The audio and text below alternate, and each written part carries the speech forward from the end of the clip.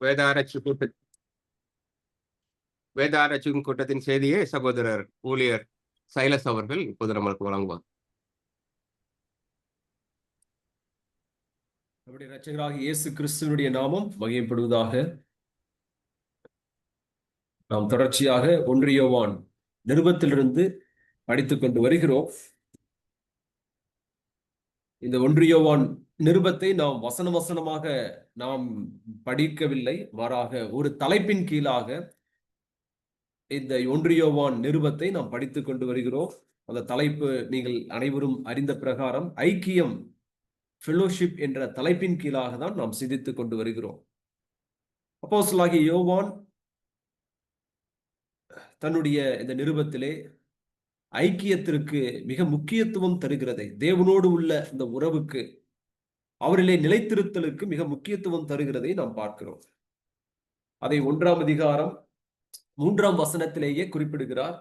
நீங்கள் எங்களோடு ஐக்கியம் உள்ளவர்களாகும்படி என்று சொல்லி அங்கே துவங்குகிறதை பார்க்கிறோம். ஆகவே முதலாவதாக நாம் சிந்தித்தது ஃபெலோஷிப் வித் தி அப்போஸ்தலர்ஸ், அப்போஸ்தலர்களோடு கூட உள்ள உறவு என்ற தலைப்பின் கீழாக நாம் சிந்தித்தோம். எப்படி அப்போஸ்தலர்களோடு உறவு கொள்ள முடியும் அப்படின்னா, அவர்கள் நமக்கு எழுதி கொடுத்த தேவ ஆவியினாலே அவர்கள் நமக்கு எழுதின இந்த வேத வாக்கியங்களின்படி நாம் நடக்கும் பொழுது, அவர்களுடைய விசுவாசத்தின் போல நாமும் அந்த விசுவாசத்தை வெளிப்படுத்துவதன் மூலமாக, அப்போஸ்தலனாகிய பவுல் கூட சொல்லுகிறார், நான் எழுதின இந்த நிருபத்தை விட்டு மாறி நடக்கிற எவரோடும் கூட நீங்கள் ஐக்கியப்படக்கூடாது என்கின்ற கடுமையான வார்த்தைகளை அப்போஸ்தலனாகிய பவுல் பயன்படுத்துகிறதை நாம் இந்த பகுதியிலே நாம் படிக்கும் பொழுது நாம் அதை சிந்தித்தோம். அப்ப அப்போஸ்தலர்களோடு ஐக்கியம் அப்படின்னா, அவர்கள் நமக்கு எழுதி கொடுத்த தேவ வார்த்தைகளை நாம் அதன்படி நடப்பதே அவர்களோடு உள்ள ஐக்கியத்திற்கு சமமாக நாம் சிந்தித்தோம். இரண்டாவதாக பிதாவாகிய தேவனோடு உள்ள ஐக்கியம் என்று சொல்லி நாம் பார்த்தோம். பிதாவாகிய தேவனோடு உள்ள ஐக்கியம் என்றால் என்ன அப்படின்னா, பிதாவாகிய தேவனோடு ஐக்கியப்பட முடியுமா அப்படின்னு பார்க்கும் பொழுது, அவர் ஒளியில் இருக்கிறார், ஒருவரும் தேவனை கண்டதில்லை என்று சொல்லி நாம் பார்க்கிறோம். அவரில் எவ்வளவேனும் இருள் இல்லை என்று நாம் பார்க்கிறோம். ஆனால் நம்மிடத்திலோ நாம் பாவத்திலே பிறந்த ஒரு மனிதர்களாக இருக்கிறோம். அப்படி இருக்க நாம் எப்படி பிதாவாகிய தேவனோடு ஐக்கியப்பட முடியும் அப்படின்னா, நம்மிடத்திலே அது சாத்தியம் இல்லை, நம்மால் அது முடியாது. ஆனால் பிதாவாகிய தேவன் அதற்கான வழியை ஏற்படுத்தினார். அவர் என்னவெல்லாம் இந்த நம்மோடு கூட ஐக்கியப்படும்படியாக, அல்லது நாம் அவரோடு ஐக்கியப்படும்படியாக என்னவெல்லாம் செய்தார் என்று சொல்லி நாம் பார்த்தோம். மிகப்பெரிய அன்பை நமக்கு பாராட்டினார். கிருபாதார வழியாக தன் குமாரனை அனுப்பினார். அவரை உலக இரட்சகராக அனுப்பினார். நித்திய ஜீவனை நமக்கு தந்து நம்மோடு கூட அவர் ஐக்கியப்படுகிறார் என்று சொல்லி நாம் பார்த்தோம். பிதாவாகிய தேவனோடு உள்ள உறவு அல்லது ஐக்கியம் அப்படின்னா என்ன அப்படின்னு பார்க்கும் பொழுது, யோவான் சொல்லுகிறார், ஒளியில் நடத்தலே பிதாவாகிய தேவனோடு உள்ள ஐக்கியம் என்று சொல்லி அங்கே சொல்லுகிறார். ஒளியில் நடத்தல் என்றால் என்ன அப்படின்னு சொல்லிட்டு சொல்றாரு. சகோதர இடத்திலே காணக்கூடிய நம்மை போல இயேசு கிறிஸ்துவின் ரத்தத்தினாலே அங்கே விலைக்கு மீட்கப்பட்ட ரட்சிக்கப்பட்ட தேவ பிள்ளைகளோடு உள்ள உறவே அந்த ஒளியில் நடத்தல் என்று சொல்லி அப்போஸ்தலனாகிய யோவான் இங்கே குறிப்பிடுகிறார். நாம் உலகத்தின் பால் நடக்கக்கூடாது, அல்லது உலகத்தை நாம் நேசிக்க கூடாது என்று சொல்லி அங்கே சொல்லுகிறார். அதுவே பிதாவோடு உள்ள ஐக்கியம் என்பதை அப்போஸ்தலனாகிய யோவான் குறிப்பிடுகிறார். மூன்றாவதாக குமாரனாகிய தேவனோடு உள்ள உறவை பற்றி, ஐக்கியத்தை பற்றி அங்கே குறிப்பிடுகிறார். நாம் பிதாவோடு மட்டுமல்ல, இயேசு கிறிஸ்துவோடும் கூட உறவிலே இருக்க வேண்டும் என்று அங்கே குறிப்பிடுகிறார். அது மிக முக்கியத்துவம் வாய்ந்தது. இங்க யோவான் இயேசு கிறிஸ்துவோடு கூட நாம் உறவிலே இருக்கும் பொழுது என்னவெல்லாம் நம்முடைய வாழ்க்கையிலே நடக்கும் என்பதை குறிப்பிடுகிறார். 1 யோவான் 1ஆம் அதிகாரம் 7வது வசனத்துல இயேசு கிறிஸ்துவின் ரத்தம் நம்மை சுத்திகரிக்கிறது என்று சொல்லி பார்க்கிறோம். அப்ப நாம் இயேசு கிறிஸ்துவோடு உறவிலே இருக்கும் பொழுது நாம் சுத்திகரிக்கப்படுகிறோம். அடுத்தது நாம் பார்க்கும் பொழுது, இயேசு கிறிஸ்துவோடு நாம் இருக்கும் பொழுது நாம் சுத்தமாக இருக்க வேண்டும் என்ற அந்த உணர்வு நமக்கு உண்டாகிறதை நாம் பார்த்தோம். அது மட்டுமல்ல, நாம் இயேசு கிறிஸ்துவோடு உள்ள உறவிலே இருக்கும் பொழுது அன்பு உண்டாயிருக்கிறது என்று சொல்லி நாம் பார்த்தோம். அவரிடத்திலே நாம் அன்பு செலுத்துவதன் மூலமாக நாம் பிறரிடத்தில் என்ன செய்கிறோம் என்றால் உண்மையான அன்பை நாம் காட்டக்கூடியவர்களாக இருக்கிறோம் என்று சொல்லி நாம் பார்க்கிறோம். இதுதான் யோவான் இயேசு கிறிஸ்துவோடு உள்ள உறவில் இருக்கும் பொழுது ஏற்படக்கூடிய நன்மையை இங்கே பட்டியலிடுகிறார். அடுத்ததாக நாம் பார்த்தது தேவனுடைய வார்த்தையோடு உள்ள ஐக்கியம் என்ற தலைப்பின் கீழாக நாம் பார்த்தோம். Fellowship with the word of God. தேவனுடைய வார்த்தையோடு உள்ள ஐக்கியம் எவ்வளவு முக்கியத்துவம் வாய்ந்தது என்பதை யோவான் இங்கே குறிப்பிடுகிறார். அப்படி அந்த உறவிலே இல்லாமல் நாம் இருப்போம் என்றால் என்ன பாதிப்பு ஏற்படுகிறது என்பதை குறிப்பிட்டார். சுயநீதி தேவ வசனத்தின் உறவிலிருந்து நம்மை விலக்குகிறது என்று சொல்லி அங்கே சொல்லுகிறார். இரண்டாவதாக நாம் பார்க்கும் பொழுது கீழ்ப்படியாமை தேவ வசனத்தின் உறவிலிருந்து நம்மை விலக்குகிறது என்று சொல்லி நாம் பார்க்கிறார், அங்கே சொல்லுகிறார். ஆகவே தேவ வார்த்தையிலே நாம் அதிக ஐக்கியமாக இருப்பது, உறவு கொள்ளுதல் மிக மிக முக்கியம். ஏனென்றால் நம்மை தேவ வசனத்திலிருந்து நம்மை மாற்றும்படியாக, நாம் கீழ்ப்படியாமல் போகும்படியாக அநேக ஏதுக்கள் நம்மை சுற்றி அங்கே செயல்பட்டு கொண்டிருக்கிறது. ஆகவே நம் வாழ்க்கையில சுயநீதி இருக்கக்கூடாது. இரண்டாவதாக கீழ்ப்படியாமை இருக்கக்கூடாது. நாம் கீழ்ப்படிதல் உள்ளவர்களாக இருக்க வேண்டும். அது நம்மை தேவ வசனத்தின் உறவிலே காத்துக் கொள்ளுகிறது என்று சொல்லி நாம் பார்த்தோம். அடுத்ததாக நாம் சிந்தித்தது ஃபெலோஷிப் வித் த லவ், அன்போடு உள்ள நம்முடைய உறவு என்ற தலைப்பின் கீழாக நாம் பார்த்தோம். அன்பு அது எப்படி உண்டானது என்று நாம் பார்க்கும் பொழுது அது தேவனாலே உண்டாயிருக்கிறது. தேவனிடத்திலே இருப்பதுதான் அன்பு. அந்த அன்பை தேவன் நமக்கு என்ன செய்திருக்கிறார் என்றால் வெளிப்படுத்தி இருக்கிறார். அன்பு எப்படி வெளிப்பட்டது அப்படின்னு பார்க்கும்போது அதே யோவான் சொல்லுகிறார், அங்கே இயேசு கிறிஸ்துவின் மூலமாக அன்பு வெளிப்பட்டது என்று சொல்லி நாம் பார்க்கிறோம். இந்த அன்பிலே நாம் உறவு கொள்ள வேண்டும் என்றால், இந்த அன்பு நமக்குள் நிலைத்திருக்க வேண்டும் என்றால் நாம் என்ன செய்ய வேண்டும் என்று யோவான் இங்கே குறிப்பிடுகிறார். நாம் போன முறை நாம் படித்தோம், தேவ வார்த்தைக்கு கீழ்ப்படிவதன் மூலமாக அன்பிலே நாம் நிலைத்திருக்க முடியும். உலகத்தை நாம் நேசிக்காமல், உலகத்தில் உள்ளவைகளை நாம் நேசிக்காமல் இருப்பதன் மூலமாக நாம் அன்பிலே நிலைத்திருக்க முடியும். நம்முடைய செயலின் மூலமாக, மற்றவர்களுக்கு உதவி செய்வதன் மூலமாக, கொடுத்தலின் மூலமாக அன்பிலே நாம் நிலைத்திருக்க முடியும் என்று சொல்லி நாம் பார்த்தோம். அடுத்ததாக மற்றவர்களை நேசிப்பதின் மூலமாக அன்பிலே நாம் நிலைத்திருக்க முடியும் என்று நாம் பார்த்தோம். இப்படி நாம் அன்பிலே நிலைத்திருப்பதினாலே ஏற்படக்கூடிய நன்மை என்ன என்று சொல்லி யோவான் தன்னுடைய நிருபத்திலே குறிப்பிடுகிறார். முதலாவது, நாம் அவருக்குள் இருக்கிறோம் என்கின்ற நிச்சயத்தை அது தருகிறது. எது? அன்பு. அன்பிலே நாம் ஐக்கியமாக இருத்தல் நாம் தேவனுக்குள் இருக்கிறோம் என்கின்ற நிச்சயத்தை தருகிறது. 2, இடரலை நம்மை விட்டு நீக்கக்கூடியதாக இருக்கிறது. 3வது, அன்பு மரணத்தை விட்டு நீங்க செய்கிறது என்று சொல்லி யோவான் 3ஆம் அதிகாரம் 14 16 வசனங்களிலே சொல்லுகிறார். 4வதாக, நியாய தீர்ப்பு நாளிலே நமக்கு தைரியத்தை தருவது அன்பு என்று சொல்லி நம்ம. அப்ப இப்படிப்பட்ட காரியங்களை எல்லாம் அன்பு என்ன செய்கிறது என்றால் செய்கிறபடினாலே அன்பிலே நாம் நிலைத்திருக்க வேண்டும் என்று நாம் பார்த்தோம். அடுத்ததாக fellowship with the Holy Spirit, பரிசுத்த ஆவியானவரோடு உள்ள ஐக்கியம் என்று அடுத்த போன வாரம் நாம் சிந்தித்தோம். அப்போஸ்தலனாகிய யோவான் 1ஆம் அதிகாரம் 1 யோவான் 4ஆம் அதிகாரம் 4வது வசனத்திலே உலகத்தில் இருக்கிறவனிலும் உங்களில் இருக்கிறவர் பெரியவர் என்று சொல்லி அங்கு குறிப்பிடுகிறார். இந்த இடத்துல உங்களில் இருக்கிறவர் பெரியவர் என்று சொல்லும் பொழுது யாரை குறிப்பிடுகிறார் என்றால் பரிசுத்த ஆவியானவரை குறிப்பிடுகிறார். அவர் யார் என்றால் உலகத்தில் உள்ள எல்லா ஆவிகளை காட்டிலும், ஏனென்றால் அந்த பகுதியை படிக்கும் போது உலகத்தில் அநேக வஞ்சக ஆவிகள் இருக்கிறது. அந்த மேலுள்ள வசனத்துல நீங்கள் பார்க்கும்போது 3வது வசனம் 4ஆம் அதிகாரம் 3வது வசனத்துல இந்த ஒரு பின்னணியில் இருந்துதான் இந்த வார்த்தையை சொல்லுகிறார். மாம்சத்தில் வந்த இயேசு கிறிஸ்துவை அறிக்கை பண்ணாத எந்த ஆவியும் தேவனால் உண்டானதல்ல, வருமென்று நீங்கள் கேள்விப்பட்ட அந்தி கிறிஸ்துவனுடைய ஆவி அதுவே, அது இப்பொழுதும் உலகத்தில் இருக்கிறது. அப்படி சொல்லிட்டு தான் 4வது வசனத்துல சொல்றாரு, ஏனெனில் உலகத்தில் இருக்கிறவனிலும் உங்களில் இருக்கிறவர் பெரியவர். உலகத்திலே அந்தி கிறிஸ்துவனுடைய ஆவி இன்றைக்கு அந்தி கிறிஸ்து இன்னைக்கு இல்லை, அவன் வெளிப்படவில்லை. ஆனால் அவனுடைய ஆவி இன்றைக்கும் செயல்பட்டு கொண்டிருக்கிறது. யாருக்கு விரோதமாக? தேவ பிள்ளைகளுக்கு விரோதமாக. ஆனால் இங்க யோவான் சொல்லுகிறார், அவனை கண்டு நீங்கள் பயப்படாதிருங்கள், ஏனென்றால் உங்களில் இருக்கிறவர் பெரியவர் என்று சொல்லுகிறார். எந்த அளவிற்கு அவர் பெரியவர் என்று சொல்லும் பொழுது எந்த அளவிற்கு அவரை உயர்த்தி அங்கே காட்டுகிறார் என்றால் அவருடைய தன்மையை சொல்லுகிறார் என்பதை இதே யோவானிலே நாம் பார்க்க முடியும்.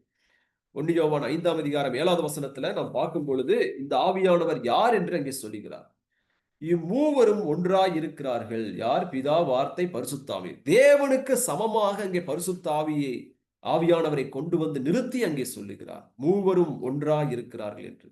அது மட்டுமல்ல, எபேசியர் 1:14 மீட்பின் அச்சாரமாக இருக்கிறார் என்று சொல்லி அவர் எந்த அளவிற்கு பெரியவர் என்பதை இங்கே யோவான் குறிப்பிடுகிறார். அது மட்டுமல்ல, அவரே அபிஷேகம் என்று சொல்லுகிறார். 1 யோவான் 2ஆம் அதிகாரம் 20வது வசனத்துல இதெல்லாம் போன வாரத்திலே நாம் சிந்தித்தோம்.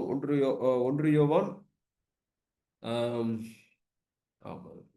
2:20 நீங்கள் பரிசுத்தராலே அபிஷேகம் பெற்று சகலத்தையும் அறிந்திருக்கிறீர்கள் என்று சொல்லி நாம் பார்க்கிறோம். 27வது வசனத்துல நீங்கள் அவராலே பெற்ற அபிஷேகம் உங்களில் நிலைத்திருக்கிறது, ஒருவரும் உங்களுக்கு போதிக்க வேண்டுவதில்லை, அந்த அபிஷேகம் சகலத்தையும் குறித்து உங்களுக்கு போதிக்கிறது, அது சத்தியமாய் இருக்கிறது, பொய் அல்ல, அது உங்களுக்கு போதித்தபடியே அவரில் நிலைத்திருப்பீர்களாக. யாரிலே? நாம் மேலே பார்க்கும்போது தேவனிலே நாம் எப்படி நிலைத்திருக்க முடியும் என்றால், அந்த அபிஷேகம் என்ன போதிக்கிறதோ அதனை நிலைத்திருப்பதின் மூலமாக நாம் அவரில் நிலைத்திருக்க முடியும் என்று சொல்லி இங்கு சொல்லுகிறார். அந்த அபிஷேகம் யார் என்று அங்கே குறிப்பிடுகிறார் என்றால், பரிசுத்த ஆவியானவரே அபிஷேகமாக இருக்கிறார் என்று சொல்லுகிறார். ஆகவே இப்பேற்பட்ட பெரியவர் உங்களில் இருப்பதனாலே நீங்கள் பயப்பட வேண்டாம், நீங்கள் தைரியத்தோடு இருங்கள் என்று சொல்லுகிறார். அது மட்டுமல்ல, இந்த பரிசுத்தரோடு நாம் ஐக்கியமா இருப்பதினாலே என்ன பயன் ஏற்படுகிறது என்றால், அவரை பற்றி அங்கே யோவான் சொல்லும் பொழுது அந்த 27வது வசனத்துல is a teacher and a guide, அவர் போதகராகவும் நம்மை வழிநடத்தக்கூடியவராகவும் இருக்கிறார், அவர் சத்திய ஆவியானவராக இருக்கிறார் என்று சொல்லி இங்கே சொல்லுகிறார். ஆகவே நீங்கள் அவரோடு கூட ஐக்கியமாக இருங்கள் என்று சொல்லி அப்போஸ்தலனாகிய யோவான் இந்த இடத்திலே குறிப்பிடுகிறதை நாம் பார்த்தோம். ஆகவே இப்படிப்பட்ட ஐக்கியத்தை தான் நாம் கடந்த மாதத்திலே நாம் சிந்தித்தோம். இதுதான் ஒரு முன்னுரையாக உங்களுக்கு மறுபடியுமாக நினைப்பூட்டும்படியாக இந்த நேரத்தை நான் எடுத்துக்கொண்டேன். இப்பொழுது அடுத்த ஒரு தலைப்புக்குள்ளாக நாம் செல்வோம். Fellowship with the sin and the world, பாவத்தோடும் உலகத்தோடும் உள்ள உறவு என்ற தலைப்பின் கீழாக இப்பொழுது நாம் சிந்திக்க இருக்கிறோம். பாவத்தோடும் உலகத்தோடும் உள்ள உறவு. பிரியமானவர்களே, how much fellowship we could have with sin and the world, எந்த அளவிலே நாம் பாவத்தோடும் உலகத்தோடும் நாம் ஐக்கியமாக இருக்க முடியும்? எந்த அளவிற்கு இருக்கலாம்? இப்ப அப்போஸ்தலருடைய ஐக்கியத்தை பார்த்தோம், அன்போடு உள்ள ஐக்கியத்தை, பிதாவாகிய தேவன், இயேசு கிறிஸ்து, பரிசுத்தாவி, தேவனுடைய வார்த்தை, இவையெல்லாம் பார்க்கும்போது இதோடு கூட நாம் நெருங்கிய உறவிலே இருக்க வேண்டும் என்று சொல்லி யோவான் குறிப்பிடும் பொழுது, பாவத்தோடும் உலகத்தோடும் கூட நம்முடைய உறவு எந்த அளவிற்கு இருக்க வேண்டும் என்பதை யோவான் இங்கே மிக தெளிவாக குறிப்பிடுகிறார். பாருங்கள், ஒரு வசனத்தை படிப்போம். 1 யோவான் 2ஆம் அதிகாரம் 15வது வசனம். உலகத்திலும் உலகத்தில் உள்ளவைகளிலும் அன்பு கூறாதிருங்கள். யோவான் எந்த ஒரு காம்ப்ரமைஸும் இங்கே பண்ணவே இல்லை. பாவத்தோடு உள்ள உறவை பற்றி அவர் சொல்லும் பொழுது அன்பு கூறாது இருங்கள் அப்படின்னு சொல்றார். கொஞ்சமா அன்பு கூறுங்க அப்படின்னு சொல்லிட்டு சொல்லல, கொஞ்சம் அதுல அப்படியும் இப்படி இருங்க அப்படின்னு சொல்லிட்டு சொல்லல. மாறாக என்ன சொல்லுகிறார் என்றால், உலகத்திலும் உலகத்தில் உள்ளவைகளிலும் நீங்க அன்பு கூறவே கூடாது அப்படின்னு சொல்லிட்டு சொல்றார். ஆகவே பிரியமானவர்களே, நாம் இந்த உலகத்துல இருக்கிறோம். உலகத்தில் இருந்தாலும் இந்த உலகத்திலும் உலகத்தில் உள்ளவைகளிலும் சிறிதளவேனும் நாம் அன்பு கூறக்கூடாது என்றுதான் தேவனுடைய வார்த்தை நம்மை எச்சரிக்கக்கூடியதாக இருக்கிறது. அப்படி நாம் அன்பு கூறுவோம் என்றால், அந்த பகுதியில ஒருவன் உலகத்தில் அன்பு கூர்ந்தால் அவனிடத்தில் பிதாவின் அன்பு இல்லை. வேதம் எந்த விதத்திலும் காம்ப்ரமைஸ் பண்ணவே இல்லை. நீ உலகத்தை அன்பு கூர்ந்தீங்கன்னா பிதாவினுடைய அன்பு உங்களிடத்துல இல்லை. பிதாவினிடத்துல நீங்க அன்பு கூறுவீர்கள் என்றால் உலகத்தினிடத்துல அன்பு கூற முடியாது. அப்ப ஒரு விசுவாசிகளாக தான் நாம் இருக்கிறோம் இல்லைங்களா? நம்ம அனைவரும் ரட்சிக்கப்பட்டவர்கள் தான். இந்த வார்த்தை யாருக்கு சொல்லப்பட்டது என்றால், ரட்சிக்கப்பட்ட விசுவாசிக்கு தான். இந்த 1 யோவான் இந்த நிருபமானது அவிசுவாசிக்கு எழுதப்படல, விசுவாசிக்கு தான் எழுதுறாரு. என்ன எழுதுறாரு? நீங்க யாரிடத்தில் அன்பு கூறுகிறீர்கள்? உங்களுடைய அன்பு அதிகமாக யாரிடத்துல இருக்கிறது? நீங்க உலகத்தில் அன்பு கூர்ந்தா பிதாவினுடைய அன்பு உங்களிடத்துல இருக்காது. ஆகவே யோவான் மிக கருத்தாக இந்த பகுதியை அவர் எழுதுகிறதை நாம் பார்க்கிறோம். அது மட்டுமல்ல, 1 யோவான் 3ஆம் அதிகாரம் 9வது வசனத்தை பாருங்க. தேவனால் பிறந்த எவனும் பாவம் செய்யான். முடிச்சிட்டாரு. எந்த அளவிற்கு உலகத்தோடும் உலகத்தில் உள்ளவைகளிலும் நாம் அன்பு கூற முடியும் அப்படின்னா, அங்க சொல்றாரு தெளிவா, தேவனால் பிறந்த எவனும் பாவம் செய்யான். அவன் பாவம் செய்ய முடியாது அப்படிங்கிற ஒரு இடத்துல கொண்டு வந்து நிறுத்துறார். ஏனென்னா, அவருடைய வித்து அவனுக்குள் தரித்திருக்கிறது. தேவனால் பிறந்தபடியால் அவன் பாவம் செய்ய மாட்டான் என்று சொல்லுகிறார். அப்ப தேவனுடைய பிள்ளைகள் ஒருபொழுதும் பாவம் செய்ய முடியாது. அவர்கள் அதை செய்ய மாட்டார்கள். அதை செய்ய துணிய மாட்டார்கள். அது அவர்களுக்கு விருப்பமா இருக்காது என்று சொல்லி யோவான் தெளிவாக இங்கே சொல்லுகிறார். 2 கொரிந்தியர் 6ஆம் அதிகாரம் 14வது வசனத்துல படிக்கிறோம். பவுலடியார் சொல்லுகிறார், ஒளிக்கும் இருளுக்கும் ஐக்கியம் ஏது. ஒருபோதும் இந்த இரண்டும் ஒன்று சேர்ந்து போக முடியாது. ஒரு விசுவாசி 2 இடத்திலையும் இருக்க முடியாது. 2யுமே செய்ய முடியாது. ஒன்றை வெறுத்து இன்னொன்றை நேசிக்க. இதுதான் சட்டம். ஆகவே பிரியமானவர்களே, இன்றைக்கு யோவான் நமக்கு முன்பதாக மிகப்பெரிய சவாலை வைக்கிறார். நீங்கள் யாரை அதிகமாக நேசிக்கிறீர்கள்? இங்கே நம்முடைய தலைப்பு, எந்த அளவிற்கு பாவத்தோடும் உலகத்தோடும் நம்முடைய உறவு இருக்கிறது, ஐக்கியம் இருக்கிறது என்பதுதான் தலைப்பு. பிரியமானவர்களே, இன்றைக்கு நாம் சிந்திக்க வேண்டியது, நான் இந்த உலகத்தோடும் பாவத்தோடும் எந்த அளவிற்கு உறவு கொண்டிருக்கிறேன் என்பதை நாம் சிந்தித்து பார்க்க வேண்டியது அவசியம். யோவான் சொல்லுகிறார், அதோடு கூட உறவு கொள்ளாதிருங்கள் என்பதுதான் அதனுடைய பதிலாக இருக்கிறது. யோவான் இந்த தன்னுடைய நிருபத்திலே சில உதாரணங்களை கொடுக்கிறார். யாரெல்லாம் இந்த பாவத்தோடு உறவு கொள்ளாத நபர்களை பற்றி இங்கே குறிப்பிட்டு சொல்லுகிறார். அவர்கள் யார் என்று பாருங்கள். 1 யோவான் 2ஆம் அதிகாரம் 13வது வசனத்துல மத்திய பகுதியில பாருங்க, வாலிபரே, பொல்லாங்கனை நீங்கள் ஜெயித்ததினால் உங்களுக்கு எழுதுகிறேன்.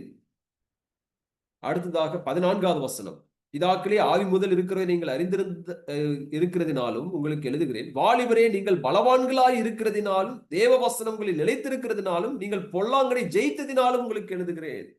இங்கே சில உதாரணங்களை கொடுக்கிறார். பாவத்தை ஜெயித்த, பொல்லாங்கனை ஜெயித்த, உலகத்தை ஜெயித்த சில உதாரணங்களை சொல்லுகிறார். அதிலே இங்கே முதலாவது நாம் பார்க்கும் பொழுது வாலிபர்களை குறித்து இங்கே சொல்லுகிறார். இங்கே இந்த வாலிபர்களை பற்றி சொல்லும் பொழுது, நீங்கள் பொல்லாங்கனை ஜெயித்தீர்கள், நீங்கள் இந்த பொல்லாங்கனை நீங்கள் ஜெயித்ததினால் உங்களுக்கு எழுதுகிறேன் என்று சொல்லி இங்கே சொல்லுகிறார். நீங்கள் பலவான்களாய் இருக்கிறபடினாலே உங்களுக்கு எழுதுகிறேன் என்று சொல்லுகிறார். பிரியமானவர்களே, இங்கே வாலிபர்களுக்கு அங்கே சொல்லக்கூடிய ஒரு செய்தி என்னவென்றால், பொல்லாங்கனை ஜெயிக்கக்கூடியவர்களாக நாம் இருக்க வேண்டும். இன்றைக்கு அநேக வாலிபர்கள், ஏன் கிறிஸ்துவ வாலிபர்களே, ரட்சிக்கப்பட்டவர்களே, அங்கே பொல்லாங்கனுடைய சதியிலே விழுந்து போய் எழுந்திருக்க முடியாமல் அதிலேயே கிடக்கக்கூடிய ஒரு நிலைமையை தான் இந்த காலகட்டத்திலே நாம் பார்க்கிறோம். ஆனால் இங்கே யோவான் அந்த நாட்களில் இருந்த அந்த வாலிபருக்கு எழுதுகிறார், நீங்கள் பொல்லாங்கனை ஜெயித்ததினால்.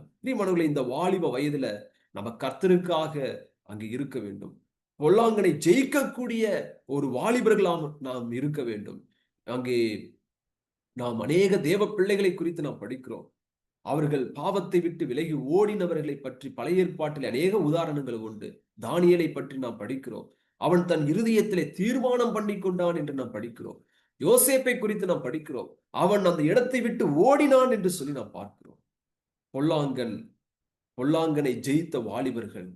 இன்றைக்கு நாம் இந்த பொல்லாங்கனை ஜெயிக்கக்கூடியவர்களாக, அப்படிப்பட்ட பலன் நமக்கு தேவைப்படுகிறது. பிரியமானவர்களே, நீங்கள் பலவான்களா இருக்கிறதினால் என்று சொல்லி பார்க்கிறோம். ஆகவே பொல்லாங்கனை ஜெயித்தலே நமக்கு பலனை கொண்டு வரக்கூடியதாக இருக்கிறது.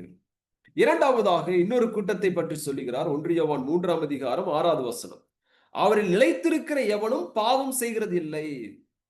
அப்ப யார் பாவம் செய்ய மாட்டாங்க, யார் இந்த உலகத்தோடும் பாவத்தோடும் ஐக்கியமா இருக்க மாட்டார்கள் என்றால், யார் தேவனிலே நிலைத்திருக்கிறார்களோ, அதுங்களா, அதான் நான் அங்கே சொல்லப்பட்டு, அவரில் நிலைத்திருக்கிற எவனும் பாவம் செய்வதில்லை. அப்ப யாரெல்லாம் தேவனில் நிலைத்திருக்கிறார்களோ, கிறிஸ்துவிலே நிலைத்திருக்கிறார்களோ, அவர்கள் என்ன செய்ய மாட்டாங்கன்னா பாவம் செய்ய மாட்டாங்க. அவர்கள் பொல்லாங்கனை ஜெயிக்கக்கூடியவர்களாக இருக்கிறாங்க. ஏன் நம்ம வாழ்க்கையில தோல்வி வருதுன்னா, ஏன் நாம பாவத்துல விழுந்து போறோம் அப்படின்னா, ஒரு வெற்றி இல்லாத கிறிஸ்துவ வாழ்க்கை வாழ்றோம்னா, நாம் அவரில் நிலைத்திருக்கிறதில்லை. நாம் அவரை அறிந்திருக்கிறோம் என்பது உண்மைதான். இல்லையா? ரட்சிக்கப்பட்டிருக்கிறோம் உண்மைதான். ஆனால் அவரிலே நிலைத்திருக்கிறோமா? நிலைத்திருத்தல் என்பது வேறு. அறிந்திருக்கிறோம் என்பது வேறு. ரட்சிக்கப்பட்டது என்பது வேறு. ரட்சிக்கப்பட்ட நாம் ஒவ்வொரு நாளும் கிறிஸ்துவிலே, தேவ வசனத்திலே, பிதாவிலே நாம் நிலைத்திருக்க வேண்டும். அது தொடர்ச்சியாக இருக்கக்கூடிய ஒன்றாக இருக்கிறது. யார் அப்படி நிலைத்திருக்கிறார்களோ அவர்கள்தான் இந்த உலகத்தையும் பாவத்தையும் அங்கே அதோடு கூட ஐக்கியம் இல்லாதவர்கள் என்று சொல்லி நாம் பார்க்கிறோம். மூன்றாவது ஒரு உதாரணம் என்னவென்றால், 1 யோவான் 3ஆம் அதிகாரம் 9வது வசனத்துல இங்க சொல்றார். 1 யோவான் 3:9.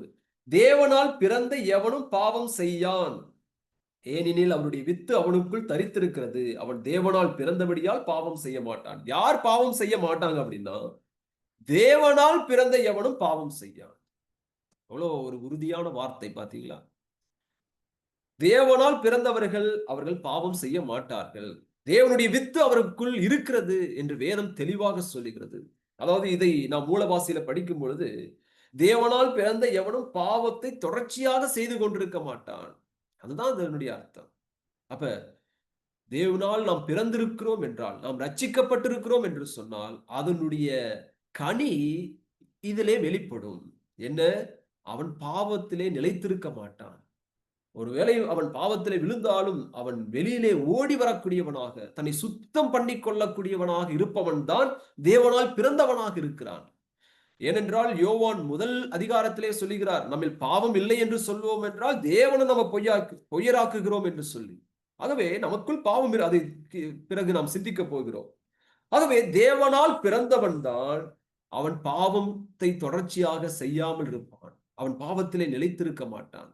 அப்ப அதன் மூலமாகவே நாம் அறிந்து கொள்ளலாம், ஒருவர் தொடர்ந்து பாவத்திலே நிலைத்திருக்கிறார் என்று சொன்னால், பாவ உணர்வே இல்லாமல் ஒருவர் வாழ்கிறார் என்று சொன்னால், அவருடைய ரட்சிப்பே கேள்விக்குறியான ஒன்றுதான். ஏனென்றால் தேவனால் பிறந்தவன் பாவத்தில் நிலைத்திருக்க மாட்டான். காரணம் என்ன? அவருடைய வித்து அவனுக்குள் தரித்திருக்கிறது. அவன் தேவனால் பிறந்திருக்கிறான். ஆகவே பிரியமானவர்களே, மூன்றாவது ஒரு உதாரணத்தை யோவான் இங்கே குறிப்பிடுகிறார். நான்காவதாக 1 யோவான் 5ஆம் அதிகாரம் 5வது வசனம். 5:5. இயேசுவானவர் தேவனுடைய குமாரன் என்று விசுவாசிக்கிறவனே அன்றி உலகத்தை ஜெயிப்பவன் யார்? நான்காவதாக ஒரு உதாரணத்தை வைக்கிறார். யார் இந்த உலகத்தை ஜெயிக்க முடியும்? பாவத்தில் உலகத்தையும் அங்கே ஜெயிக்கக்கூடியவன் யார் அப்படின்னா, விசுவாசிக்கிறவன், விசுவாசி என்று நம்ம இங்க படிக்கிறோம். தேவனுடைய, அதாவது இயேசுவானவர் தேவனுடைய குமாரன் என்று விசுவாசிக்கிறவனே அன்றி, எவன் விசுவாசி மட்டும்தான் என்ன செய்ய முடியும் என்றால் உலகத்தை ஜெயிக்க முடியும். விசுவாசம் இல்லாமல் தேவனுக்கு பிரியமாயிருப்பது கூடாத காரியம். விசுவாசத்தினால் வராத யாவும் பாவம் என்று சொல்லி படிக்கிறோம். ஆகவே எவன் ஒருவன் வாழ்க்கையில விசுவாசம் இருக்கிறதோ, விசுவாசத்தினாலே நடத்தப்படுகிறானோ, அவனே என்ன செய்கிறான் என்றால் உலகத்தை ஜெயிக்கக்கூடியவனாக இருக்கிறான். ஆகவே இங்கே 4 உதாரணங்களை, ஜெயித்தவர்களை பற்றி அல்லது ஜெயிக்கக்கூடியவர்களை பற்றி, பாவத்தோடு உலகத்தோடும் ஐக்கியம் இல்லாத 4 உதாரணங்களை அப்போஸ்தலனாகிய யோவான் இங்கே குறிப்பிடுகிறார். வாலிபர்கள், அவரிலே நிலைத்திருக்கிறவன், தேவனால் பிறந்தவன், அடுத்ததாக அங்கே இயேசுவான தேவனுடைய குமாரன் என்று விசுவாசிக்கிறவன், விசுவாசி என்று நாம் இங்கே படிக்கிறோம். அடுத்தது மூன்றாவதாக யோவான் இன்னொரு சத்தியத்தை இங்கு குறிப்பிடுகிறார். 1 யோவான் 1ஆம் அதிகாரம் 8வது வசனம். இதையெல்லாம் சொல்லக்கூடியவர் இதை சொல்லுகிறார் பாருங்கள். 1 யோவான் 1:8. நமக்கு பாவம் இல்லை என்போமானால் நம்மை நாமே வஞ்சிக்கிறவர்களாயிருப்போம், சத்தியம் நமக்குள் இராது. Sin is in me. பாவம் எனக்குள்ளே இருக்கிறது என்பதை யோவான் அங்கே ஒத்துக்கொள்ளுகிறார். கவனித்தீர்களா? 8வது வசனத்தில் படித்தோம். we have, அதாவது நமக்குள் பாவம் இல்லை என்போமானால் நம்மை நாமே வஞ்சிக்கிறவர்கள். அடுத்து 10வது வசனத்தை பாருங்கள். 10. நான் பாவம் செய்யவில்லை என்போமானால் நாம் அவரை பொய்யராக்குகிறோம். அப்ப இந்த இரண்டையுமே சொல்லுகிறார். எனக்குள் பாவம் இருக்கிறது, நான் பாவம் செய்யவில்லை என்போமானால் அப்படின்னு சொல்லிட்டு சொல்றார்.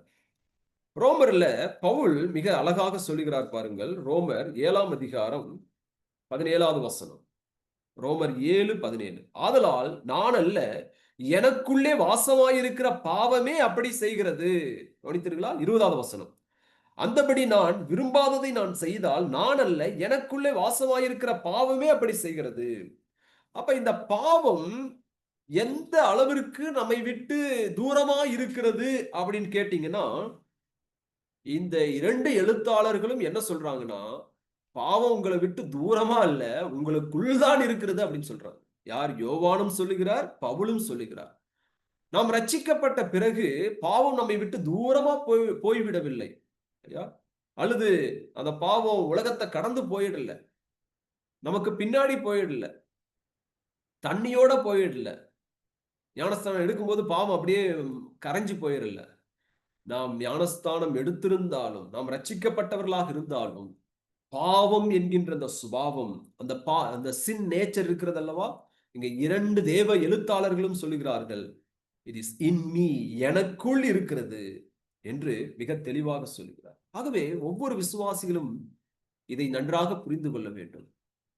நான் ரட்சிக்கப்பட்டுட்டேன், நான் பெரிய பரிசுத்தவான், நான் தினமும் வேதத்தை வாசிக்கிறேன், நான் சுத்தமாய் வாழ்கிறேன் என்று சொல்லி பெருமைப்பட்டு கொள்ளக்கூடாது. நாம் ஒவ்வொரு நாளும் தேவ கிருபையை சார்ந்து வாழ வேண்டும். அதுதான் மிக முக்கியமானது. என்னன்னா, தேவ பக்தி, தேவனுக்கு பயப்படுதல் நம்ம ஒவ்வொரு நாளும் நம்முடைய வாழ்க்கையில் இருக்க வேண்டும். ஏனென்றால் பாவம் நமக்குள் இருக்கிறது, அது ரொம்ப தூரமா இல்லை, நமக்குள் இருக்கிறது. ஆகவே நாம் எவ்வளவு எச்சரிப்போடு வாழ வேண்டும் என்பது நீங்கள் சற்று சிந்தித்து பாருங்கள்.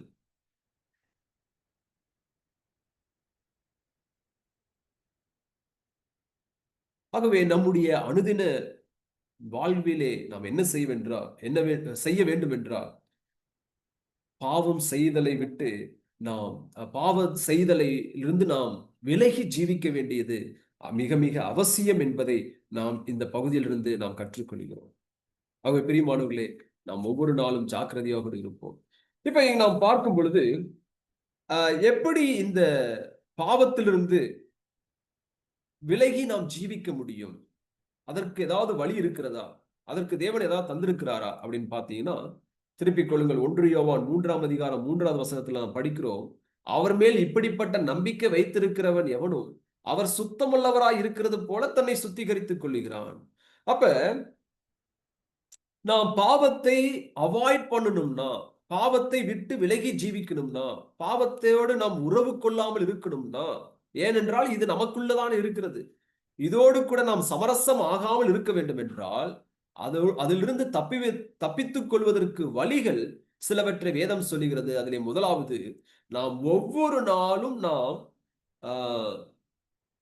சுத்திகரித்துக் கொள்ள வேண்டும் என்று சொல்லி நாம் பார்க்கிறோம். 2ஆம் அதிகாரம் 3வது வசனத்துல படிக்கிறோம், தன்னை சுத்திகரித்துக் கொள்ளுகிறான். நாம் ஒவ்வொரு நாளும் நம்மை சுத்திகரித்துக் கொண்டே இருக்க வேண்டும். ஏனென்றால் நமக்குள் பாவம் இருக்கிறது. எப்படி நம்ம வீட்டுல வாழ்றோம், ஜன்னலெல்லாம் எல்லா கொசுவலெல்லாம் போட்டுதான் இருக்கிறோம், தூசிலாம் வராம இருக்கிறதுக்கு எதெல்லாம் செய்யணுமோ அதெல்லாம் செய்யறோம். ஆனாலும் நம்ம ஒரு நாள் கூட்டலன்னா என்ன ஆகும்? எவ்வளவு தூசி அழுக்கு படிஞ்சிருது இல்லைங்களா? அப்ப இது நமக்குள் தான் இருக்கிறது. நாம் தான் என்ன செய்ய வேண்டும் என்றால், தினந்தோறும் நம்மை சுத்திகரித்துக் கொண்டே இருக்க வேண்டும். நான் கிறிஸ்தவன் ஆகிவிட்டேன், நான் ரட்சிக்கப்பட்டு விட்டேன், நான் பரிசுத்தவான், ஆகவே என்னில் எந்த ஒரு அழுக்கு இல்லை அப்படின்னு சொல்லிட்டு நாம வாழ்ந்து விடக்கூடாது.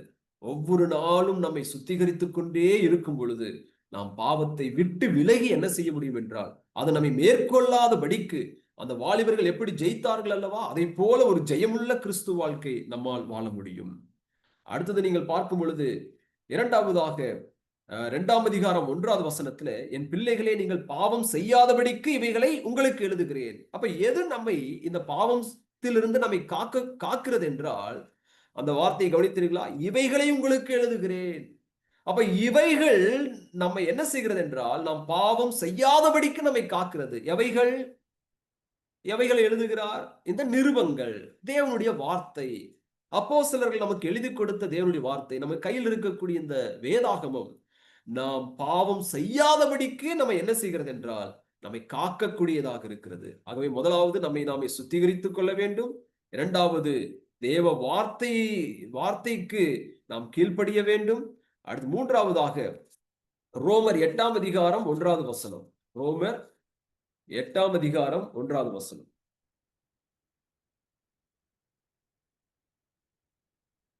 ஆனபடியால் கிறிஸ்து இயேசுவுக்குட்பட்டவர்களாயிருந்து மாம்சத்தின்படி நடவாமல் ஆவியின்படியே நடக்கிறவர்களுக்கு ஆக்கினை தீர்ப்பு இல்லை.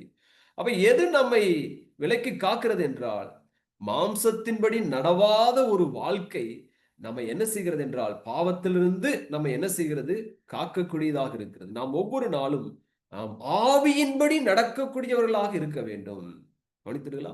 ஆவியின்படி நடத்தல் என்ன செய்கிறது என்றால், நாம் பாவத்தில் உலகத்திற்கும் நாம் அடிமைப்படாதபடிக்கு காக்கக்கூடியதாக இருக்கிறது. அடுத்ததாக 12ஆம் அதிகாரம் 2வது வசனம். ரோமர் 12:2. நீங்கள் இந்த பிரபஞ்சத்திற்கு ஒத்த வேஷம் தெரியாமல் தேவனுடைய நன்மையும் பிரியமும் பரிபூர்ணமான சித்தம் என்னதென்று பகுத்தறிதலாலே உங்கள் மனம் புதிதாகிறனாலே மறுரூபமாகுங்கள். அப்ப மனதில் நாம் செய்யும் தீர்மானங்கள், அதுதான் இந்த பகுதியிலே சொல்லப்படுகிறது. நாம் மனதிலே செய்யக்கூடிய தீர்மானம், அல்லது நாம் ஒவ்வொரு நாளும் என்ன செய்ய வேண்டும் என்றால், தீர்மானங்களை எடுத்துக்கொண்டே இருக்க வேண்டும். நம்முடைய மனம் புதிதாகிக் கொண்டே இருக்க வேண்டும். இது ஒரு நாள் செயல் அல்ல. உங்கள் மனம் புதிதாகிறனாலே மறுரூபமாகுங்கள். இது டெய்லி ஆக்டிவிட்டி. அப்ப நாம் அப்படி செய்வோம் என்றால் இந்த பிரபஞ்சத்திற்கு ஒத்த வேஷத்தை நாம் தரிக்க மாட்டோம். அடுத்ததாக ரோமர் 8ஆம் அதிகாரம் 25வது வசனம். ரோமர் 8:25.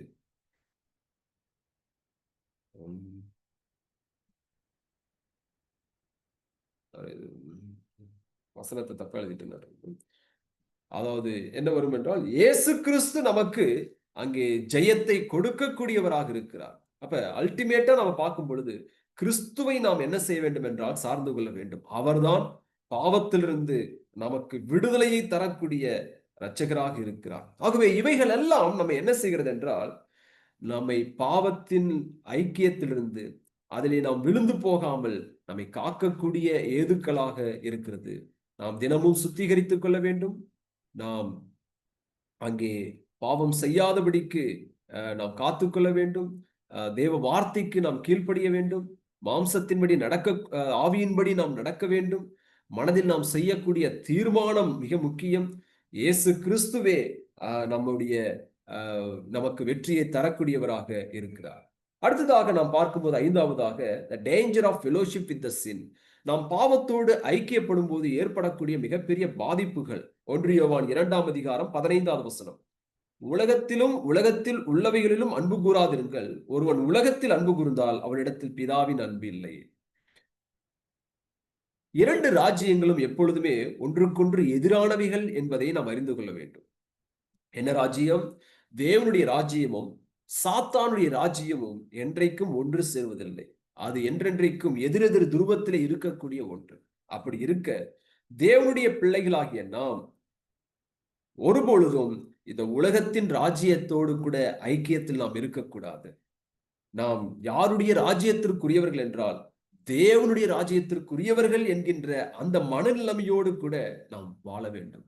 அப்ப நாம் இந்த உலகத்தோடு நாம் ஐக்கியப்படும் பொழுது, நாம் இந்த பாவத்திலே விழும் பொழுது என்ன நடக்கிறது என்றால், என்ன பாதிப்பு ஏற்படுகிறது என்றால், பிதாவின் அன்பிலிருந்து நாம் விலக்கூடியவர்களாக இருக்கிறோம்.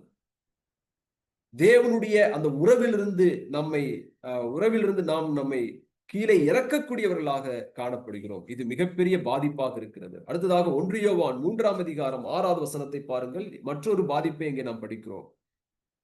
அவரில் நிலைத்திருக்கிற எவனும் பாவம் செய்கிறதில்லை, பாவம் செய்கிற எவனும் அவரை காணவும் இல்லை, அவரை அறியவும் இல்லை. எவ்வளவு பெரிய பாதிப்பு பாருங்கள்.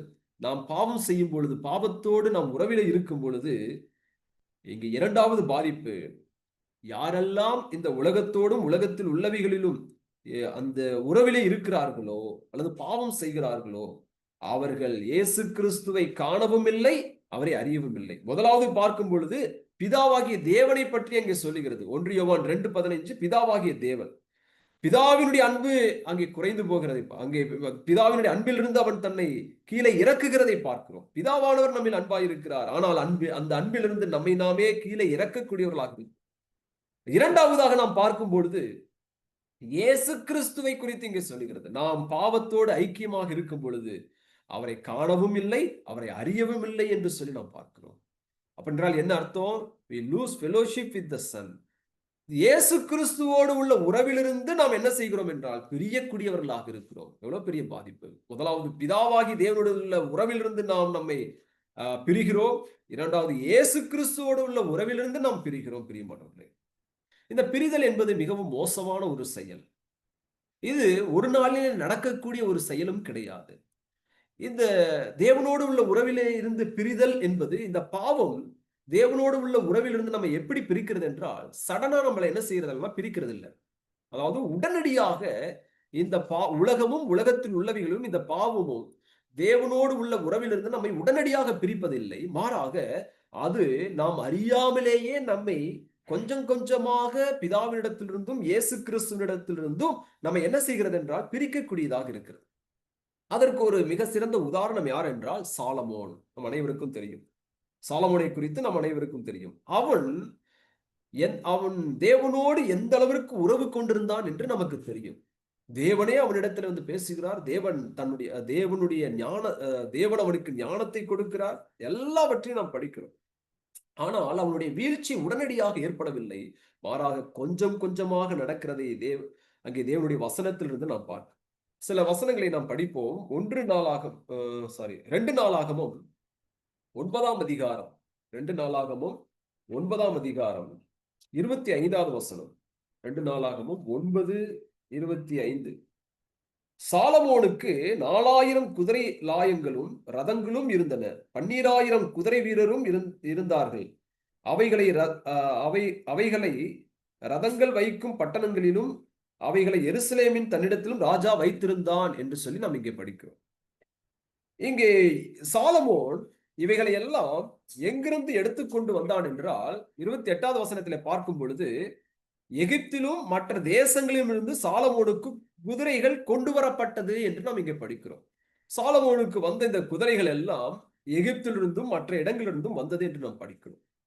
இதுதான் சாலமோனுடைய வீழ்ச்சிக்கான ஆரம்பமாக இருக்கிறது. எப்படி என்றால், ஆண்டவர் உபாகம புஸ்தகத்திலே 17ஆம் அதிகாரம் 16 மற்றும் 17 வசனங்களை நீங்கள் படிப்பீர்கள் என்றால், அங்கே ஆண்டவர் மோசையின் மூலமாக ஜனங்களுக்கு கொடுக்கக்கூடிய அறிவுரையை நாம் பார்க்கிறோம். ராஜா ஒருத்தன் வருவான் என்றால் அவன் இப்படிலாம் செய்வான். ஆனால் ராஜாக்களுக்கு சில கட்டளைகளை ஆண்டவர் கொடுக்கிறார். அதுல என்ன கொடுக்கிறார்னா, குதிரைகளை நீ அதிகப்படுத்தக்கூடாது. ராஜாக்கள் குதிரைகளை அதிகப்படுத்தக்கூடாது. அது மட்டுமல்ல, குதிரைகளை வாங்கும்படியாக எகிப்திற்கு போகக்கூடாது என்று சொல்லி ஆண்டவர் இங்கு சொல்லுகிறார். அந்த வசனத்தை நாம் படிப்போம். உபாகமம் 17ஆம் அதிகாரம், உபாகமம் 17வது வசனம். அவன் இருதயம் பின்வாங்கி போகாதபடி அவன் அநேகம் ஸ்திரீகளை 16வது வசனம். அவன் அநேக குதிரைகளை சம்பாதியாமலும் அநேக குதிரைகளை தனக்கு சம்பாதிக்கும்படி ஜனங்களை திரும்ப எகிப்திற்கு போக பண்ணாமலும் இருக்க கடவன். இனி அந்த வழியாய் நீங்கள் திரும்பி போக வேண்டாம் என்று கர்த்தர் உங்களுக்கு சொல்கிறார். அப்ப தேவன் தெளிவாக சொல்லியிருக்கிறார், ராஜாக்கள் குதிரைகளை அதிகமாக சேர்க்கக்கூடாது. அதுவும் எகிப்திற்கு போய் தன் ஜனங்களை கூட்டிக் கொண்டு குதிரை வாங்கும்படியாக செல்லக்கூடாது என்பது தேவனுடைய கட்டளை. ஆனால் சாலமோன் என்ன செய்தான் தெரியுமா? எகிப்திலிருந்து குதிரைகளை எல்லாம் வாங்க ஆரம்பித்தார். இந்த சாலமோனுக்கு நன்றாக தெரியும் குதிரையினாலே ஜெயம் கிடைக்காது என்று. ஏனென்றால் அவர்தான் தன்னுடைய இளமை பருவத்தில் எழுதினார். நீதிமொழிகள் 21:31 குதிரை யுத்த நாளுக்காக ஆயத்தப்படுத்தப்படும், ஆனால் ஜெயமா கர்த்தரால் வரும் என்று சொல்லி. அவருக்கு தெரியாமல் அல்ல, எல்லாம் சாலமோன் நியாய பிரமாணத்தை அறிந்திருந்தார். ஆனால் அவனுடைய வீழ்ச்சி எப்படி துவங்குகிறது பாருங்க. சாலமோன் நினைத்தான், குதிரை வாங்குறதுனால என்ன, இதனால என்ன பிரச்சனை வந்தது? சாலமோனுக்கு இது சாதாரணமாக இருக்கலாம், ஆனால் தேவனுக்கு அது மிக முக்கியமான ஒன்று. பிரியமானவர்களே, குதிரையை எகிப்திலிருந்து வாங்கக்கூடாது, குதிரைகளை சேர்க்கக்கூடாது என்பது சாலமோனுக்கு சின்னதா இருக்கலாம், ஆனால் தேவனுக்கு மிக முக்கியமானது. இவனுடைய இந்த இப்படிப்பட்ட காம்ப்ரமைஸ், இதோடு கூட அவன் ஒப்புரவானதினாலே, எல்லாத்தையும் அவன் செய்ததினாலே அவன் சிறிது சிறிதாக தேவ உறவிலிருந்து பிரிய ஆரம்பிக்கிறதை நாம் இங்கே பார்க்க முடியும். அடுத்து பாருங்கள், 1 ராஜாக்கள் 11ஆம் அதிகாரம். 1 ராஜாக்கள் 11ஆம் அதிகாரம் 1 3 வரையில வசனங்களை படிக்கும் பொழுது, இரண்டாவது நாம் என்ன படிக்கிறோம் என்றால், சாலமோன் அங்கே புறஜாதி தேசத்தில் உள்ள ஸ்திரீகளை எல்லாம் என்ன செய்கிறான் என்றால் அங்கே விவாகம் செய்கிறதை நாம் பார்க்கிறோம். அதைதான் 1 ராஜாக்கள் 11ஆம் அதிகாரம் 1 3 வரை வசனங்களில் நாம் படிக்க முடியும். இந்த சாலமோனுக்கு மிக தெளிவாக ஒரு காரியம் சொல்லப்பட்டது. 2 நாளாகமும் 1ஆம் அதிகாரம் 2 நாளாகமும் 1ஆம் அதிகாரம் 7வது வசனத்திலிருந்து நீங்கள் படிப்பீர்கள் என்றால் 7வது வசனத்திலிருந்து, அன்று ராத்திரியிலே தேவன் சாலமோனுக்கு தரிசனமாகி, நீ விரும்புகிறது என்னிடத்தில் கேள். ஆண்டவர் தரிசனமான அந்த நிகழ்வு அங்கு சொல்லப்பட்டுள்ளது. அங்கே ஆண்டவர் அவனுக்கு ஞானத்தை கொடுத்தார் என்று சொல்லி நாம் படிக்கிறோம். இப்படி எல்லாம் நாம் படிக்க முடியும். அப்ப சாலமோன் மிக தெளிவாக தான் இருந்தான். தேவனை பின்பற்றக்கூடியவனாக தான் இருந்தான். இப்பொழுது அவனுக்கு அறிவு கிடைத்த பிறகு, அவனுக்கு செல்வங்கள் எல்லாம் வந்த பிறகு, அவனுக்கு வல்லமை வந்த பிறகு, அதிகாரம் ஆட்சி வந்த பிறகு, he began to forget God who had spoken to him. அவனோடு பேசின தேவனை அவன் கொஞ்சம் கொஞ்சமாக மறக்க ஆரம்பிக்கிறதை நாம் பார்க்கிறோம். கவனித்தீர்களா? வீழ்ச்சி உடனடியாக எழும்புவதில்லை. அவன் தேவனோடு கூட பேசினான். அவன் நன்மையானதை தான் ஆரம்பத்திலே கேட்டான். எல்லாம் சரியாக தான் இருந்துச்சு. ஆனால் அவனுக்கு அறிவு வந்த பிறகு, சொத்துக்கள் கிடைத்த பிறகு, அவனுக்கு வல்லமை கிடைத்த பிறகு, தன்னோடு பேசின, தன்னை இந்த இடத்திலே வைத்த தேவனை என்ன செய்தான் தெரியுமா? கொஞ்சம் கொஞ்சமாக மறக்க ஆரம்பிக்கிற ஒரு நிகழ்வை பார்க்கிறோம். அதே சாலமோன் தான் அந்த பிரசங்கி புஸ்தகத்திலே 8ஆம் அதிகாரம் 11வது வசனத்திலே சொல்லுகிறார், பாவத்திற்கு தக்க அந்த தண்டனை துரிதமாய் கிடைக்காதபடியினாலே மனுஷனுடைய இருதயம் பொல்லாங்கு செய்ய அவனுக்குள் துடிக்கிறது என்று சொல்லி அங்கே சொல்லுகிறார். இல்லைங்களா? இதே சாலமோன் தான் சொல்லுகிறார். இதே சாலமோன் இப்பொழுது அவன் கொஞ்சம் கொஞ்சமாக விழ ஆரம்பித்து கடைசியில என்ன ஆச்சு தெரியுங்களா?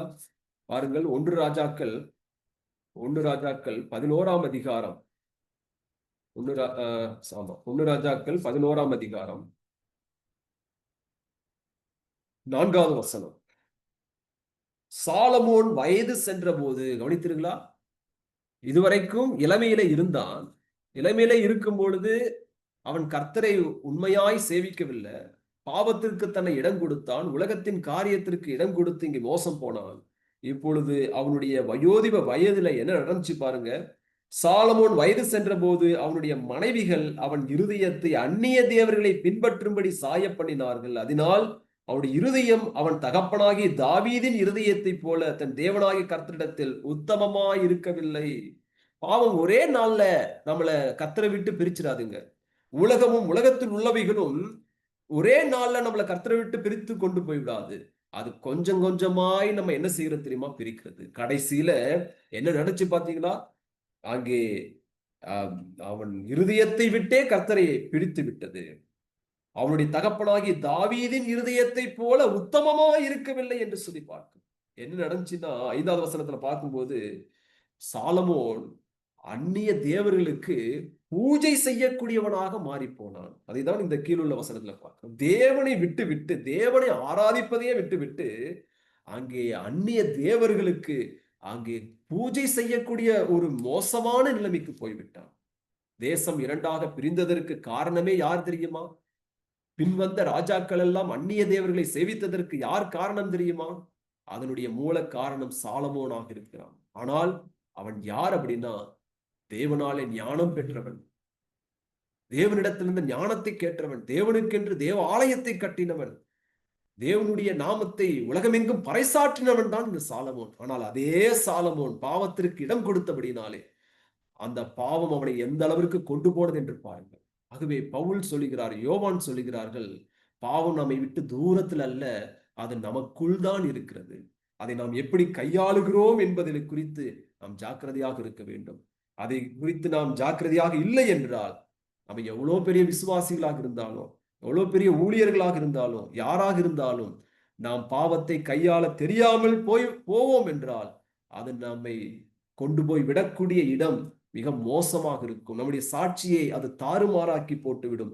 கர்த்தரை விட்டே நம்மை பின்வாங்க செய்துவிடும் பெரியமானவர்களே. ஆகவே இங்கே யோவான் சொல்லுகிறார், பாவத்தோடும் உலகத்தோடும் உங்களுடைய உறவு எப்படி இருக்கிறது? உலகத்தோடு அன்பு கூறாதிருங்கள், அதை நேசியாதிருங்கள். நாம் தேவனுடைய பிள்ளைகள், நாம் ஒளியின் பிள்ளைகள். ஆகவே ஒளியின் பால் நாம் நடப்போம். கர்த்தர் தாமே இந்த வசனங்களின் மூலமாக நம்மை ஆசீர்வதிப்பாராக. ஆமென்.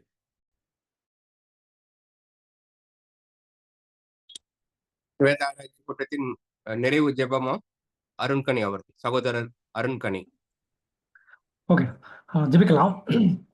அன்புள்ள ஆண்டவரே, கர்த்தாவின் அருமையான இந்த மாலை வேலைக்காக நாங்கள் நன்றியோடு உம்மை துதிக்கிறோம், போற்றுகிறோம்ப்பா.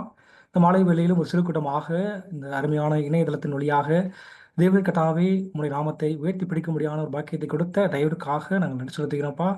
இதோ நாங்கள் ஒன்று கூடி இதோ ஐக்கியப்பட்டு இதோ தேவனுடைய மேலான அன்பை ருசி பார்க்க முடியாத பாக்கியத்தை கொடுத்த தயவுக்காக நாங்கள் நன்றி செலுத்துகிறோம்ப்பா. ஆண்டவராகிய இயேசு கிறிஸ்துவை இந்த வேளையில் நினைத்து நாங்கள் உம்மை துதிக்கிறோம். அவர் மூலமாக நீ பாராட்டின எல்லாவித ஆவிக்குரிய நன்மைகளை நினைத்து நன்றி இழந்த இதயத்தோடு உம்மை துதிக்கிறோம், போற்றுகிறோம்ப்பா. கடந்த காலம் முழுவதும் எங்களை கண்மணி போல் பாதுகாத்து வந்த நேசத்தை நினைத்து நாங்கள் நன்றியோடு உம்மை துதிக்கிறோம், போற்றுகிறோம்ப்பா. இப்பொழுதும் கூட கர்த்தாவே அருமையான உம்முடைய தாசன் மூலமாக தொடர்ந்து கர்த்தாவே இதோ கிறிஸ்தவ வாழ்க்கையின் ஐக்கியத்தை குறித்து அநேக காரியங்களை நாங்கள் சிந்தித்து வருகிறோம். அதற்காக நாங்கள் செலுத்துகிறோம்ப்பா. இது உம்மோடு கூட இருக்கிற ஐக்கியம், ஆண்டவராகிய இயேசு கிறிஸ்துவோடு இருக்கிற ஐக்கியம், பரிசுத்த ஆவியானோடு கூட இருக்கிற ஐக்கியம், இதோ அன்போடு கூட இருக்கிற அந்த ஐக்கியம், கர்த்தருடைய வார்த்தையோடு கூட இருக்கிற ஐக்கியம், அப்போஸ்தலரோடு இருக்கிற ஐக்கியம் என்ற அந்த காரியங்களை குறித்து நாங்கள் தொடர்ந்து சிந்தித்தோம்.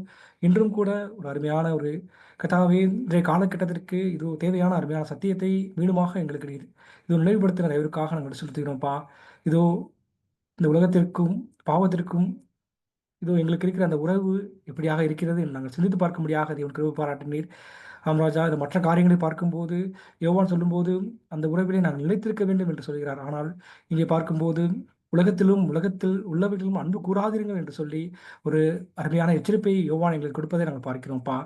ராஜா, எங்களுடைய அந்த உறவு அந்த ஐக்கியம் எப்படி இருக்கிறது என்று நாங்கள் நிதானித்து பார்க்க முடியாத தேவன் கிருபை பாராட்டினீர். அநேக காரியங்கள் நாங்கள் சிந்தித்தோம், அநேக உதாரணங்களை குறித்து நாங்கள் சிந்தித்தோம். வாலிபர்கள், கர்த்தருக்குள் நிலைத்திருக்கிறவர்கள், கர்த்தரால் கர்த்தர் மூலம் கர்த்தரிடத்திலிருந்து பிறந்தவர்கள், இதோ கர்த்தரை விசுவாசிக்கிறவர்கள், இதோ அந்த அந்த உறவிலிருந்து விலகி இருப்பார்கள் என்று நாங்கள் சிந்தித்தோமே. ராஜா, நாங்களும் அப்படியாக உண்மையிலே நிலைத்திருந்து இது விசுவாசத்தோடு நாங்கள் பாவத்தை மேற்கொள்ள எங்களுக்கு கிருபை பாராட்ட முடியாது நாங்கள் ஜெபிக்கிறோம்ப்பா. அது மாத்திரமல்ல, அந்த பாவத்திலிருந்து விலகி ஓட நாங்கள் என்னென்ன செய்ய வேண்டும் என்று நாங்கள் சிந்தித்தோம். அனுதினமும் நாங்கள் எங்களை கர்த்தாவே இதோ சுத்திகரிக்க வேண்டியவர்களாக இருக்கிறோம். இதோ தேவன் எங்களை சுத்திகரிக்கிற வல்லவராக இருக்கிறீர். இதோ அதை உணர்ந்து உம்மிடத்தில் ஒப்புக் கொடுத்து நாங்கள் அனுதினமும் கர்த்தாவே இதோ நாங்கள் எங்களை சுத்திகரிக்க வேண்டியவர்களாக இருக்கிறோம். அது மாத்திரமல்ல, வேத வசனத்திற்கு கீழ்ப்படிந்து பாவத்தை விட்டு விலகி ஓட வேண்டும் என்று நாங்கள் பார்க்கிறோம்ப்பா. அது மாத்திரமல்ல, அந்த மறுரூபமாகிற ஒரு நிலைமை, மனதில் எடுக்கிற அந்த தீர்மானங்கள் இதோ எங்களை கர்த்தாவே இந்த உலகத்திற்கும் பாவத்திற்கும் அந்த உறவிலிருந்து எங்களை விலக்கி காத்துக்கொள்ளும் என்று நாங்கள் சிந்தித்தோம்ப்பா. அப்படியாக நாங்கள் அதிகமாக உமக்குள்ளே நாங்கள் பலப்பட்டு கர்த்தாவே வேத வசனத்தின்படியாக வேத வசனத்திற்கு கீழ்ப்படிந்து இதோ எங்களை சுத்திகரித்துக் கொண்டு நாங்கள் இன்னும் அதிகமாக உமக்குள்ளாக நாங்கள் ஓட எங்களுக்கு கிருபை பாராட்டும்படியாக நாங்கள் ஜெபிக்கிறோம். அது மாத்திரமல்ல, இந்த பாவ உறவு, இந்த உலகத்தின் உறவானது இதோ தேவனுடைய ஐக்கியத்தையும் ஆண்டவராகிய இயேசு கிறிஸ்துவோட ஐக்கியத்தையும் அது பிரித்து விடுகிறது என்று பார்க்கிறோம்ப்பா. ஆனால் அந்த பிரிவை குறித்து பார்க்கும்போது அது அந்த சாலமோனுக்கு நடந்தது போல கர்த்தாவே நாங்கள் பார்க்கும்போது இதோ ஞானத்தை பெற்றுக்கொண்ட சாலமோன் நாட்களிலே வழுவி போகிறதை நாங்கள் பார்க்கிறோம்ப்பா. அப்படிப்பட்ட நிலைமை எங்களிடத்தில் இல்லாதபடி இதோ கர்த்தாவே நாங்கள் எங்களை அதிகமாக உமக்குள்ளே பலப்படுத்திக் கொண்டு நாங்கள் வாழ எங்களுக்கு கிருபை பாராட்ட முடியாது ஜெபிக்கிறோம்ப்பா. கர்த்தாவே இந்த பாவத்தை மேற்கொள்ள எங்களுக்கு கிருபையும் பலத்தையும் நீர் மாத்திரமே தர முடியும். நீர் மாத்திரமே தந்து எங்களை வழிநடத்த முடியும். அப்படியாக உமக்குள்ளாக நாங்கள் ஒப்புக் கொடுத்து நாங்கள் அதிகமாக முன்னேறி செல்ல எங்களுக்கு கிருபை பாராட்ட முடியாது நாங்கள் ஜெபிக்கிறோம்ப்பா. அருமையான ஒரு கர்த்தாவே தருணத்தை நீர் கொடுத்திருக்கிறீர். இதை நாங்கள் கர்த்தாவை உணர்ந்து அப்படியாக நாங்கள் ஆவிக்கிற வாழ்க்கையில் முன்னேறி செல்ல எங்களுக்கு கிருபை பாராட்ட முடியாது நாங்கள் ஜெபிக்கிறோம். இந்த பாவத்திலிருந்தும் இந்த உலகத்தில் இருக்கிற அந்த உறவை நாங்கள் கர்த்தாவே இதோ சீர்திருத்திக் கொள்ள எங்களுக்கு கிருபை பாராட்ட முடியாது நாங்கள் ஜெபிக்கிறோம்ப்பா. ராஜா, இதோ நீர் எங்களை சுத்திகரிக்க வல்லவராக இருக்கிறீர். அப்படியாக உம்மிடத்தில் ஒப்புக் கொடுத்து நாங்கள் வாழ ஆவிக்கிற வாழ்க்கையில் பலப்பட தேவனுடைய வேண்டிய கிருபையும் பலத்தையும் எங்களுக்கு தரும்படியாக நாங்கள் ஜெபிக்கிறோம்ப்பா. அனுதினமும் மக்களாக வாழ முக்களாக ஒப்புக் கொடுத்து நாங்கள் வாழ எங்களுக்கு கிருபை பாராட்டும்படியாக ஜெபிக்கிறோம். தொடர்ந்து வழிநடத்தும் காத்துக்கொள்ளும்ப்பா. அருமையான வார்த்தை கொடுத்த தாசனுக்காக நாங்கள் நடு செலுத்துகிறோம். தொடர்ந்து அவருடைய எடுத்து பயன்படுத்தும் ஊழிய பாதையில் இன்னும் அதிகமாக எடுத்து அவர் பயன்படுத்தும்படியாக ஜெபிக்கிறோம். குடும்பத்தாரை ஆசீர்வதியும் வழிநடத்தும் காத்துக்கொள்ளும்ப்பா. கலந்து கொண்ட ஒவ்வொரு சகோதர சகோதரிகளையும் பேர் பேராக நீங்கள் ஆசீர்வதிக்கும்படியாக நாங்கள் ஜெபிக்கிறோம்ப்பா. வந்திருக்கிற எங்களுக்கு அருமையான இதோ கர்த்தாவே அவருடைய மன்னாவை நீ கொடுத்திருக்கிறீர். அப்படியாக எங்களுடைய வாழ்க்கையிலே அதை அபியாசப்படுத்தி நாங்கள் வாழ எங்களுக்கு கிருபை பாரும்படியாக நாங்கள் ஜெபிக்கிறோம்ப்பா. தொடர்ந்து வழிநடத்தும் காத்துக்கொள்ளும்ப்பா.